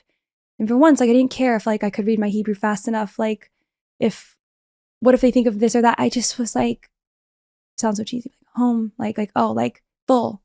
I don't know. And yeah, I've been really thankful for everyone's like reactions, because I didn't expect that. I thought I'd have to defend myself. I thought I'd have What? Really? Yeah. I mean, Why defend what? People Who goes through a brutal conversion process just to like? That's not like the Basin would say to me, because their job is to find every angle of why you do it, and they were like, "Hey, this girl's a little bit interesting." A lot of times, it is people do. I'm married, I'm getting engaged, and that's why I really like to say I don't even take away converts who do a full Orthodox conversion and then keep a full like a religious life and observance in any way, truly like a true range. Even if they found it, however they found it, like it's real, because the Basin said to me, "What are you going to do when someone comments on your photo and says, what if you just did this for likes and fame and attention and money, whatever?" And I was like, I would say it's so sad that they don't see the gift in their own Judaism, that they couldn't even fathom someone would want to be Jewish for anything else, like other than something so shallow. And I'm so proud to say that answer, and I'll put it on my Instagram, and I hope it inspires everybody to see, like, I had to hide. I would not order bread at restaurants, or I ended up ordering this mini foldable Nagelwasser and put it in my purse, because I was like, it's so annoying. I'm keeping the law so well, and then I go to a restaurant and I can't go wash in the middle of the restaurant because people be like, "Why are you washing? You're not Jewish." And I'm like, and you so go with kosher restaurant. Yeah, or? if I go to a kosher restaurant and people like wondering like, "Why are you washing?" Yeah. So then I started like, you got a I got a foldable mini it's in my bag Nagelwasser, and I put it in my purse. Not everywhere, because like I'm not that machmir, I suppose. You don't have it here right now. It's in the bag, but we got to dig through it. But maybe I'll show it after. No, so they could pay for it. It's fine. No. I bought it my own money. No, but basically, I would go to the bathroom and like do it in the bathroom, then say the bracha outside. Not the most perfect way, but like that's what I could do, and that was like my way. Also, a lot of people would say, well, you don't have to eat kosher because you're not a Jew. It doesn't count. You don't have to keep Shabas. You're not a Jew, so it doesn't count yet. And I don't understand that mindset. Like, if that's my mindset, I would have never gotten here. But yeah, and then I felt like the first time outside after as a Jew, I was like so excited to be like, I'm so excited to go to Wall Street Grill tonight and be like, I'm washing because I'm Jewish. Like I'm washing. First time washing at Wall Street Grill. Yeah. Maybe. Yeah. Like, shout out to Wall Street Grill. I washed somewhere else in LA before, but like my point is like Lenny's. Lenny's, but like walking through the restaurant, having people stare at me like they sometimes do, and then washing and being like, that's right. That's so I'm cool. I'm washing because I'm Jewish and I'm allowed to do this, and I'm so happy to. And so other people are like, I don't want to wash. I don't want to do this. So, yeah. So that's the lesson that is the lesson that we should drive home so much here. It's like the things that we complain so much about doing, whether it's cleaning for Pesach or it's having to wash or bench or whatever it is. Yeah. You cherished, like you wanted all of this. Yeah. And that's like I said, it was so painful, and the world really meant it in the best intentions, but like they didn't realize how painful it was that unfortunately my entire job in life was being identified as a non-Jew. It was in my name, non-Jewish Nanny. You said before you started this podcast, do you want me to call you Adriana? I was like, it's no different if someone says non-Jewish Nanny. It's like a name to me, but like, oh, you could never imagine how painful it would be for someone to say, why do you want to convert? Or, oh, every single day I was reminded like non-Jewish Nanny, and I'd get messages, why don't you just convert? Why don't I just convert? Like, if you only knew that I'm like sobbing in my room, and the reason I didn't post my brand deal today and the company's mad at me is because like my Beis Din meeting like got canceled or moved, or I didn't get the date. And like, yeah, people didn't know, and I want to share that side, not to teach them a lesson, but so they can really say like, wow, like value your Judaism. Like, and if you don't connect to it, find a way in. Like one of my Rebbitzins said, like, if you're not connected to the mitzvahs, like you're either looking for a way in, looking for a way out. And hair covering is something where automatically I'm like, heck yeah, I'm getting a sheitel. I know I'm gonna get like, I'm gonna work for the Vest collab. They're beautiful. Oh, watch hair Dini wigs. Here exciting, we come. whatever. Yeah. They're so fun. They're so beautiful. But I see how many women struggle with it. Yeah. I see that it's a very, very like, you know, it's a very hard mitzvah, and I don't know why, but it must be. And so I immediately started saying, I'm gonna look for a way to connect to it because I don't want to get there and go back on it. So I found some beautiful books. That's amazing. I'm going backwards just for a second, just because I'm curious what took place. But the last meeting at the Bezdin before the conversion, the rabbis, I'm sure they're so proud, right? They're so. I'm not sure of anything. What was that like? The last say your beautiful statement, and then say your beautiful statement because I'll let you have that moment, and then I'm gonna tell you like, LOL. What was the last meeting? So this is how my world came crashing down, and it is not the Bezdin's fault because it just happens to be I'm psycho and I overthink everything. And my rabbis were like, "Good God!" Like I said, my last video, they're like, "Adriana, not everything's about you." They're like, "Actually, there was something they're not out to get you." I'm like, "Yes, they are." Like I thought Rabbi Goldberg hated me, and when he said to me, I'm gonna write this article," I was like, "What?" I was like, "What?" And I was like, "Is this Bessie?" What? I was like so shocked. I think they need to do this. They do. And then he said to me, process. I after I read the article, I said to him, "Thank you so much." And that meant so much to me. And he was like, "Of course." Like, you know, and I was like, "Did you have a theater degree also with your rub-on?" Like, I don't. How'd you act that way, right? Yeah, no, they don't act any special way, but like they make you seem like it's hopeless. Not just him, everyone involved. That's the process. Yeah. And you have to want it so much more then, right? Like you said, they make you think like, you know, I want to get married so badly. I want to have kids. I started this process when I was like, you know, much younger. And then I'm like, they make you think like, you know, maybe you have to wait 6 years. They don't say numbers, but my point is you have to accept like it's going to happen for me. And then Hashem is going to take care. But sorry, I'm going to answer your question. I don't even remember what it was. Oh, no, it was so good. Oh, the last meeting. Oh, the last meeting. You were like, the last meeting. Like, what was it like? My world fell to shambles because Adriana's perfectionist. And I was like, okay, my last meeting, maybe my last, maybe not, but like this is a big one. This is a big chance. Please, Hashem. I get the meeting. I go to the Ohel. I'm so desperate. Not that the Ohel's not important, but I told myself I would never go to Israel or the Ohel until I'm a Jew. And I was pushed. I said, okay, fine. I'm going to the Ohel. I have to go. And by the way, I went to the Ohel, so I'm going after this. And I got my meeting, and then I see it's on Zoom. And I say, what? Zoom? How could it be so serious if it's on Zoom? And but it's on Zoom. That means they're just going to check on me. They don't even think it's serious. And he was like, no, it's probably on Zoom because like we can do it on Zoom. And I was like, okay. I get my meeting on Zoom in my house, and I'm like, so like this, like ready. And then they like just pull up the screen because they meet before and they chit chat about you, like, oh, you like this girl, whatever. And should we let her in? And then like, you know, all their like heads pop up, and I'm like, hi friends, like it's me, I'm back, like please. And they're just like, okay, so we're gonna ask you some questions because, you know, we've been told you're ready, which like they've been told, I've been telling them I'm ready for a long time, and so have my rabbis, whatever. But like, yeah, it's for the process. And I hope I'm allowed to share this because every Bezdin is different, every process is different. And one thing I will not do, and I think is important, is like I'll always learn with people. I will always inspire people. But like I'll never like try to cheat anyone out of the experience of this is what's gonna happen or not. No, you don't know. Every single process is different. But yeah, my final meeting was on Zoom. Couples were in person or Zoom. And that's when they ask you some questions. Yeah. And then the questions they ask you, I've known all along though, like it's about your observance. You can't get to this point if you're not like, you can only fake Shabas traveling to shul in the 95-degree heat, you know, for so long, you know, until my point is like the questions were the questions, and I study so much. I can't wait to show like the halacha. I know. I really am like proud. I know I've worked so hard to like know. So they ask you like halacha questions. Sure. Yeah, they ask me halacha questions.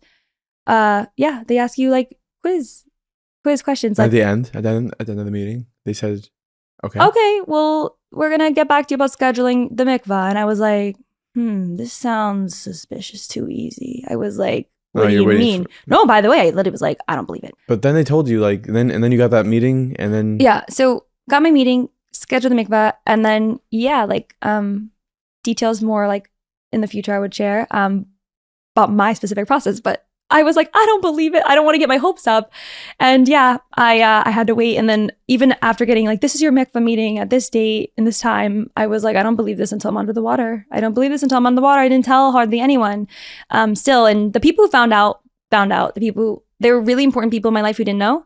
And there were very random people who knew. Like people knew, like people talked about it. People did share it. But the world is big, I guess, and didn't, yeah, so people were still shocked. And it was so funny. Like once you got to the final meeting, it was just like, yeah, you're there. Because exactly when it came time to ask my conversion, my questions, like it was like, come on, like hit me with something harder. Like I'm like, I've been learning this for months, years, like, like yeah. Like, give me something from Psachim or like Sanhedrin, right? That's what you wanted. No, it was I don't know what I wanted, but I was happy. I answered every single question right except for one, but I didn't get it wrong. What was the question? I'll say this. They're like, what are the 4 mitzvahs of Purim? And I was like, let me think for a second. And I was like, drink until you don't know who's Mordechai and no, it's not. Right. They were like, that's Chabad's mitzvah. That's a joke. That's Chabad's mitzvah on a Tuesday. They were like, it's Suda. I was like, oh, Suda, like Yishalach Manas and like Megillah twice. Don't be late. My friend literally, she was like, did I just see you running through the parking lot at shul? I'm like, yes. I was like, yes, you can't be late for the Megillah. That's true. So you announced you're Jewish, and honestly, the world, like 40,000, like millions of views on Instagram, and thank you.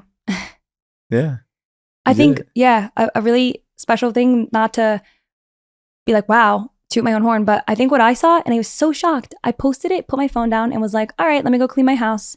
And my phone wouldn't stop ringing. And I'm like, what's going on? And I started noticing, like, wow, this isn't like a lot. And I was like, I grew followers. I thought I was going to lose followers. Really? Yeah. Wow. I thought I was going to go back and forth, and people thought maybe I lied. I thought people were going to say, how is she Jewish?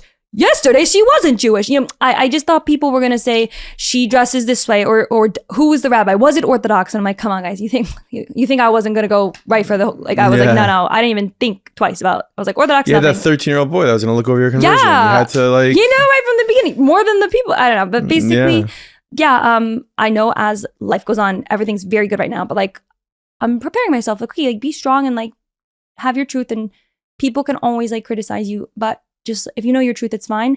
But yeah, I didn't expect such a positive remark. And I could see people in my comments who were not Jewish, secular, from the 5 towns, from Tom's River, Lakewood, Brooklyn, like my nanny families. And like, I couldn't believe that all of them were just happy. And some of them dress differently than others. Some of them observe, and I observe differently too. And they were still so happy. Like people come up to me like, oh, black, like, oh, like Mazel Tov, like so happy for you. And I'm like, you're happy for me? Like, I'm not even perfect. Well, what would you say you want people to, they see you in public now, what do you want from the Jewish community? Well, I mean, you're part of the Jewish community, but like, what do you want from them to know about you, to address you, to do for you?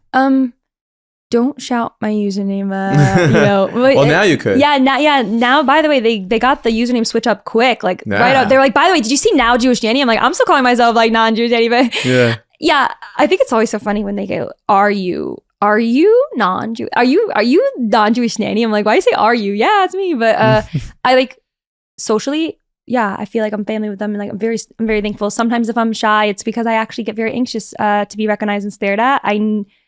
I don't stare. Yeah, I don't know what I feel. It sounds dramatic, but I can't imagine how real like celebrities feel. I can't imagine how it feels to sometimes to walk into like an airport, a plane, a grocery store, and when someone looks at me, I automatically am like, do they know me? Are they Jewish? Are they looking at me because they hate me? They like me? No, maybe they're looking at you, Adriana, because they like your earrings. Like I'm like, I don't have that anymore, so that's my own problem. But I'm really just thankful for everyone accepting me. And if you post anything about what I want from the Jewish community, they already gave me everything to teach me and to have a place to show me every aspect of Judaism.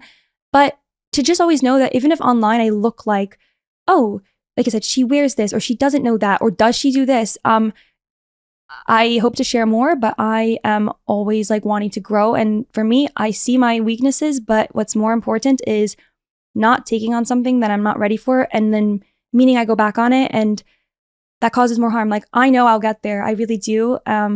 Because I've been doing it my way. And like, I'm just want them to know, obviously I'm trying my best to always be role model, and I have a responsibility, and I'm not perfect. No one is. And one of my last questions, then we'll maybe do one of these, but if you right now can speak to the Adriana that was going through that darkest period of your life, right?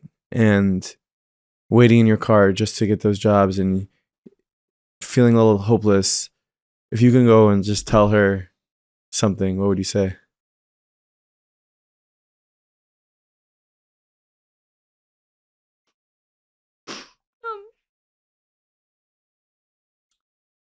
I'm glad those things happened to me. I said at the beginning of the episode, there have been people who have gone through way worse things than me. Like I said, like people who have actually been harmed and really tragic things. But I think I started to see now it's such a gift because I've seen people in my life where their life is so good. Thank you, Hashem, for them. But they never had to trust Hashem. They never got to see Hashem. Like, sorry, I'm gonna like please make it so it's like a sentence, but they never got to see, like, going through those dark times. It's a gift for me because I've seen people in my life who have had really, like, you know, pretty great life. And I've had a great life, but the things I went through gave me the ability to see, like, Hashem. And a rabbi one time said that sometimes somebody who learns all day in the kollel, whether in a fully religious community where there's not a single non-Jewish person around them, those are the people who actually see Hashem. Like, they don't see Hashem as much as the people who work in the secular world and are exposed to, you know, that's where you see Hashem. Like, you see Hashem because it's the contrast with darkness. So if you're only in like a very bubble per se, if your life's perfect, then it's harder for you to see. And that, for me, going through what I've gone through, I've done multiple things in my life that have been, you know, a curveball. It just taught me. In my conversion, I was in a very low place, and I just said, but look at where I came from. Past Adriana. Yeah. Last time I got to this place, Hashem, I was so low, but it wasn't that low. Like, I was like, I'm not that low, and you took care of me. So I got to see that, and I got to trust that. It helps grow me. And as painful as, like, some people could, like, people who are about tshuvas or converts, like, you know, you don't have, like, this picture perfect sometimes story, but, like, I'm thankful because it made me for who I am today, and I'm able to see Hashem, and it was so real. Thankful. Wow, that's amazing. Well, that's your story. That's your journey. I think maybe people are going to hear a lot more of it, maybe directly from you in a podcast maybe one day. So I want so badly for like shorter things to just talk about. So when I was at shul for the first time, let's do a question from the Meaningful People game. This is a game that Shabas hundreds game. of people have bought this already, and it's a beautiful game for Shabas. So you guys are famous, yeah, totally, right? They came in here with an idea, by the way, they were like, we want to make this video this real. I'm like, I never work with someone who was like, they do the cool stuff. So this is a great question for you right here. And this is a question that's in the game. What is a story or a moment that made you feel proud to be a Jew? It's like let me think. I won't take too long. It's been like 3 weeks. Yeah. but that's not, I mean, you're right. I've only been Jewish for 3 weeks. And so it's exciting to be like, I'm Jewish. But you're also still kind of like, I feel like I'm my worst critic, you know, like I didn't grow up Jewish, I'm convert, whatever. You know, I feel like when you convert though, and I could be wrong, but I think this is how it is. Your conversion is retroactive for your soul. Mm. Meaning the story of the Jewish people dating back to the Holocaust, dating back to Yosef Atzadik, dating back, that is your story. So proud moment to be a Jew, your guf went through the conversion, right? But your neshama. Yeah.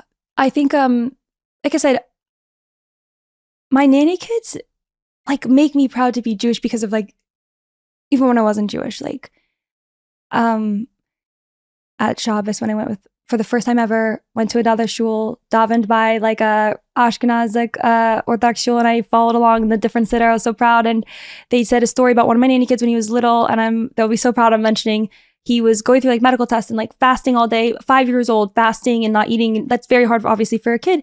He's like, I'm so thirsty. And when he finally was able to drink, the dad said, he gave him a bottle of water, the nurse, and he opened the water bottle, and instead of just chugging it, he made a bracha and then drank it as a 5-year-old. And I was like, those are my nanny kids. Like, you know, that's the cousin of another one of my kids. But that is like, the nurse said, like, what did he just do? And I'm like, that is like what being a Jew is. And like, I didn't do it, you know, but that's amazing. Like, well, that's a great answer to the question. Living your Judaism, every mundane act, like they're relating to God, and people see. Special. You want to do one more? Sure. One more. Maybe a little easier. What? Maybe a little bit easier. I don't know. Okay, this is not. So don't take so much time. Kabad. Yeah. You listen to Jewish music? Yeah, I literally came out like what's it like? Morty Shap and like I have a whole playlist of. That's awesome. Okay, so this is a good question for you. Okay. This is a tough I only know one. a couple, but yeah. This is a tough one. Oh, you only know a couple songs? No, I know a lot of Mordechai Shapiro songs. I don't know if I go on. Let's see. It's okay. We might have to do a different one. If you could only listen to 3 songs for the rest of your life, what would they be? 3 songs rest of your life. And let's just use Jewish ones, right? Yeah. Okay. I think Achas is awesome. Okay. Ishai Ribo, he has so many good ones. Ishai Ribo is very special to me. My first Israeli artist I got into. I like Akiva, that one that I feel like that'll be the song I posted my conversion to. That'll be an important song. Yeah. Oh, what's this? Oh, I don't know. Yeah. Okay. Lechacha maybe? What's one of Mordechai Shapiro's I know, it's yeah. He's giving me 2. Achas, Ishai Ribo. Ishai Ribo's I don't know, one of Ishai Ribo's songs. I love all of them. Okay. And also half of them are in Hebrew, which I know quite of. Stay tuned. I definitely I'm going to work on singing in Hebrew because I'm a singer and I can definitely learn to pronounce it correctly. That's but cool. Not right now. I don't know all the words. I still love it and respect it. And yeah, I like Akiva's song, the one I posted too. So. Awesome. Last song. Oh, no. No? Lecha Dodi by Zusha. Zusha's the best. Yeah, because Hashem, God Alvez is Hashem Malech, and also Lecha Dodi was when I was reading Hebrew, and I was like, Hashem Melech Hashem. I was like, wait, what? This is the song. I know the words. It's from davening. Last question. Share a time when your emunah helped you through a difficult situation. The conversion. I don't know if this is the correct way, but I always say I've always had emunah. I don't know if I've had bitachon, right? The trust that what's happening. I've always trusted it will be okay, but I've not been happy about it. I've always doubted. I've always been scared. I've always struggled and had to be panicked. But so I'm working on that still. But yeah, this conversion, going through privately, having to just live my own truth and just know, if you're right with Hashem in anything, business, morals, it will be okay. And then if something that happens that's not okay, that's when you say, Hashem, okay, why is this happening? And something else is coming out of this. Amazing. Adriana, thank you so much for joining me. Thank you. This is your story for the world to hear. Any last words? Sorry for talking 2 times WhatsApp speed. Thank you. Thank you. Thank you, my friends, for watching, listening to this episode of the podcast. Make sure to comment down below. Comment anything at all on YouTube, and you're going to be entered to win $200 when I reply to one of you who are going to be winning. So you got to be in it to win it. $200 cash be yours just from commenting down below. Amazing episode from Adriana, now Jewish Nanny. And get ready for more content coming from her, maybe from the Meaningful Minute team. What? That was a little bit of a leak. Something coming soon. Just stay tuned. Subscribe to our YouTube channel. Subscribe to us at Meaningful Minute Plus on WhatsApp. Link down below in the show notes. Make sure you are clued in everywhere. Instagram, because we have a lot more content coming your way. Different creators joining the team. So make sure you subscribe and stay close because we have a lot of new stuff coming. Thank you so much for listening and watching. Appreciate you, and see you next week.